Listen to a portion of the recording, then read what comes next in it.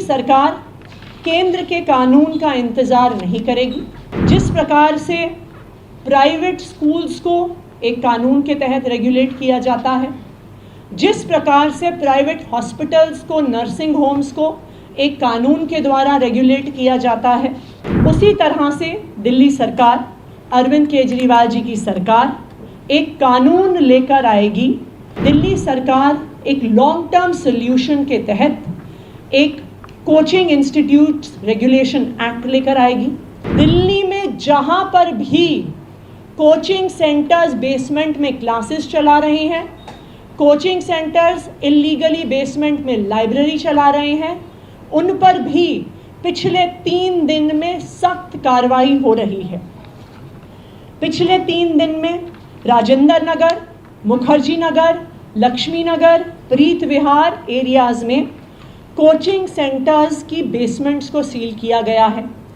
30 ऐसे बड़े बड़े कोचिंग सेंटर्स हैं जिनकी बेसमेंट सील हुई हैं, जिसमें दृष्टि IAS, बाजीराव, श्रीराम, संस्कृति एकेडमी, IAS गुरुकुल शामिल हैं। इसके अलावा 200 और कोचिंग सेंटर्स को नोटिस दिए गए हैं और आज भी बेसमेंट्स की सीलिंग जारी रहेगी। लेकिन मैं दिल्ली के लोगों को ये भी बताना चाहूँगी कि चाहे बेसमेंट की सीलिंग हो, चाहे ड्रेन पर से इंक्रोचमेंट हटाना हो, ये सारे शॉर्ट टर्म मेजर्स हैं। क्योंकि अगर आप देखिए, देश के अलग अलग हिस्सों में, चाहे वो दिल्ली हो, चाहे बॉम्बे हो, चाहे बेंगलोर हो, चाहे कोटा हो, देश भर से इन कोचिंग हब्स में स्टूडेंट्स कोचिंग के लिए आते हैं। चाहे वो JEE नीट की कोचिंग हो, चाहे वो CUET की कोचिंग हो, चाहे वो IAS की कोचिंग हो, चाहे वो बैंक के एग्ज़ाम्स की तैयारी हो, चाहे वो NDA के एग्ज़ाम्स की तैयारी हो। देश के अलग अलग सेंटर्स में ऐसे कोचिंग हब्स बने हुए हैं जहां पर हर तरह की इल्लीगल एक्टिविटी हो रही है, जहां से पेपर लीक्स की बात सामने आ रही है, जहां पर स्टूडेंट्स की सुसाइड की बात सामने आ रही है, और जहां पर जैसे हमने देखा कि इल्लीगल बिल्डिंग यूज़ की वजह से राजेंद्र नगर में इतनी बड़ी त्रासदी हो गई। इसके लिए हमें उम्मीद थी कि इतना बड़ा इंसिडेंट होने के बाद और ये इतनी बड़ी कोचिंग इंडस्ट्री देश भर में होने के बाद केंद्र सरकार कोचिंग इंस्टीट्यूट्स को रेगुलेट करने के लिए कोई कानून लेकर आएगी। लेकिन हमें इस बात का दुख है कि केंद्र सरकार ऐसी देशव्यापी इंडस्ट्री को रेगुलेट करने के लिए, एक ऐसी इंडस्ट्री जहां पर पेपर लीक, जहां पर इलीगैलिटी, जहां पर स्टूडेंट सुसाइड, हर प्रकार की समस्याएं सामने आई हैं, इस इंडस्ट्री को रेगुलेट करने के लिए और इतनी इलीगैलिटी सामने आने के बाद भी केंद्र सरकार ने किसी भी प्रकार की रेगुलेशन को इंट्रोड्यूस नहीं किया। लेकिन दिल्ली सरकार केंद्र के कानून का इंतज़ार नहीं करेगी।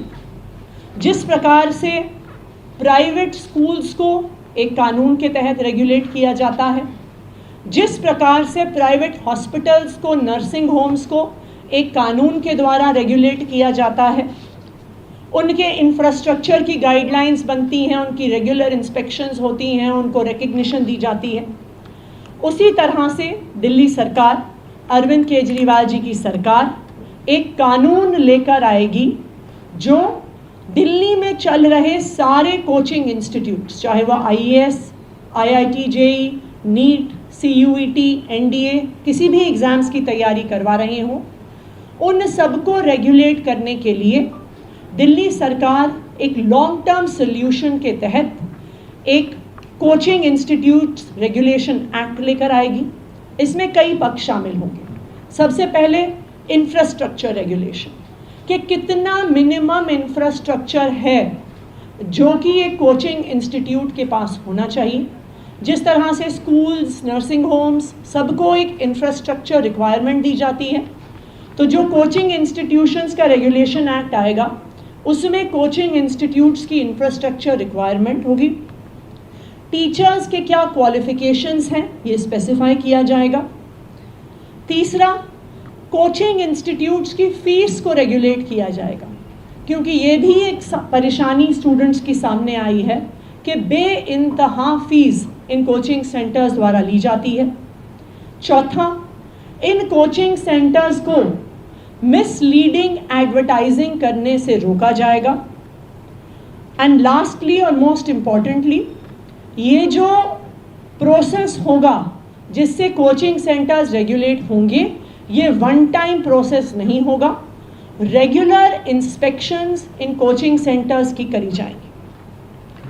ये कोचिंग सेंटर्स रेगुलेशन एक्ट लाने के लिए हम आज एक कमेटी बनाएंगे। इस कमेटी में दिल्ली सरकार के अफसर होने के अलावा हम दिल्ली के अलग अलग हिस्से के कोचिंग सेंटर, कोचिंग हब्स जो हैं, चाहे राजेंद्र नगर, मुखर्जी नगर, लक्ष्मी नगर, इन कोचिंग हब्स के स्टूडेंट्स को भी शामिल किया जाएगा।